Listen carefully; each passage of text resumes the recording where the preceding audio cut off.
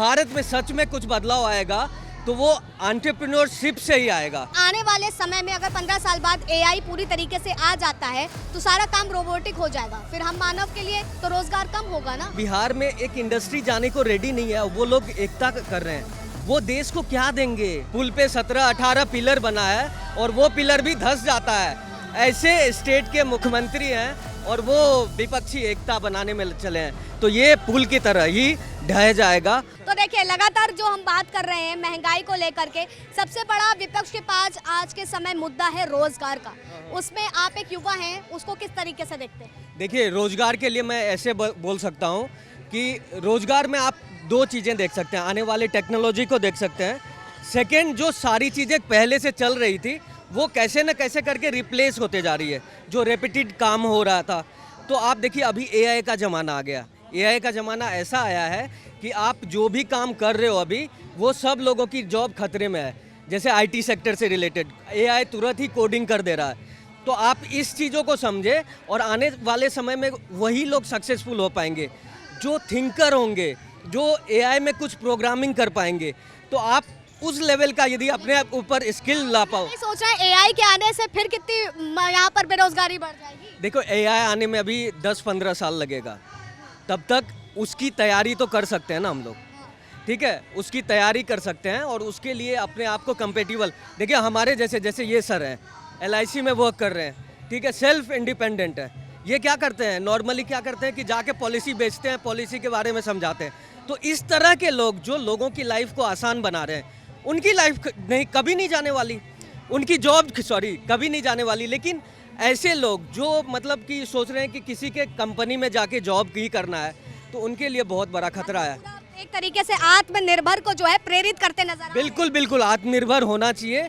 देखो भैया, जब आपकी एजुकेशन हो जाती है, एक समय के बाद आपके पेरेंट्स बोलते हैं खुद का कुछ करो, तो अभी देश बोल रहा है कि खुद का कुछ करो।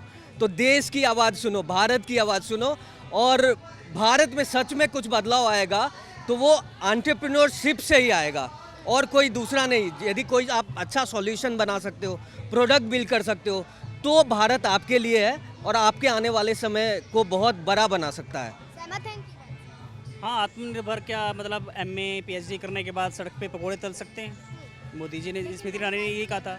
महंगाई को लेकर के क्या इसमें, हाँ यही, जब 500 रुपये का सिलेंडर था तो कोई नाम नहीं लूँगा, आके सड़कों पे बैठी थी जब 500 का हुआ था तब, और आज 1103 रुपये का हो गया, जिसमें से सब्सिडी 1 रुपये भी नहीं आ रहा है।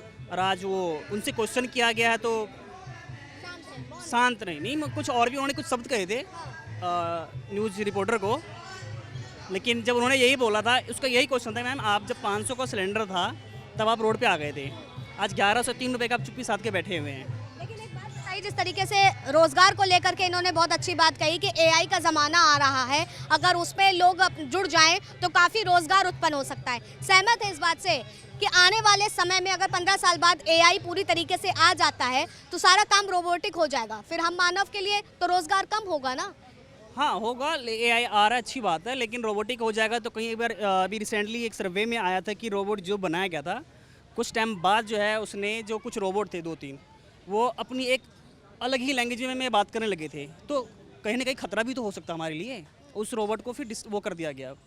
ये तो 2 रोबोट थे, उनको कुछ लैंग्वेज का कमांड दिया गया था, मान लो अप्रोक्स 30 लैंग्वेज का दिया गया, लेकिन वो उन्होंने एक अपनी खुद की लैंग्वेज बना के आपस में बात करते थे। तो कहीं ना कहीं खतरा ही है। तो विपक्ष जो है लगातार एकजुट हो रहा है, बैठकों के दौर चल रहे हैं, लेकिन अब बिजली के बिल और टमाटर के जो रेट हैं वो बढ़ गए हैं, इसके लिए आपस में ही रार तकरार चल रही है। ऐसे में लगता है क्या गठबंधन हो पाएगा, और गठबंधन अगर होता भी है तो वाकई आने वाले समय में 2024 में 2024 में लॉलीपॉप दिया जाएगा। अभी महंगाई बढ़ रही है, अभी टमाटर 120 रुपये किलो है, इलेक्शन आने दो और ये कम हो जाएगा। तो ऐसे तो बीजेपी ने भी तो यूनिफॉर्म सिविल कोड का नया पैतरा निकाला है 2024 के लिए। हाँ, वो निकाला है, कुछ लॉलीपॉप्स हैं जो जनता भूल जाएगी, जो परेशान है सब भूल जाएगा। सब भूल जाएंगे। बिल्कुल। क्या लगता है आपको? देखो, एक चीज़ है जो आपने विपक्षी एकता की बात की, जो नरेंद्र मोदी प्रधानमंत्री के रूप में प्रेडिक्ट वो कहते हैं, जो फेस बनाया था उनको, तो उसमें आप देखें उनके पीछे क्या था,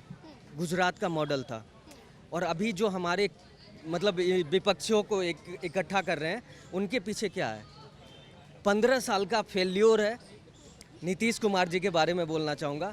उसके आगे भी यानी बिहार में एक इंडस्ट्री जाने को रेडी नहीं है, वो लोग एकता कर रहे हैं। वो देश को क्या देंगे आप ये बता दो मुझे। यदि वो देश को अच्छा रोजगार दे देंगे और वो आप मुझे समझा पाओ तो मैं बिल्कुल इस विपक्षी एकता को समर्थन दूंगा, लेकिन उनके पास कहने को कुछ भी नहीं है। अभी वो लास्ट पड़ाव पे हैं और ऐसे भी आप समझ लो कि 17-18 पुल पे 17-18 पिलर बना है और वो पिलर भी धंस जाता है। ऐसे स्टेट के मुख्यमंत्री हैं और वो विपक्षी एकता बनाने में चले हैं, तो ये पुल की तरह ही ढह जाएगा और आपके सामने आ जाएगा। सहमत है इस बात से कि आने वाले समय में ढहने वाला है? बिल्कुल ढह जाएगा। ये अपने देखिए, कांग्रेस बहुत महत्वाकांक्षी है।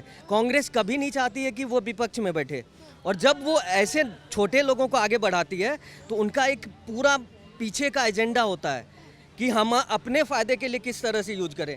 तो अभी कांग्रेस थोड़ा बैक स्टेप है।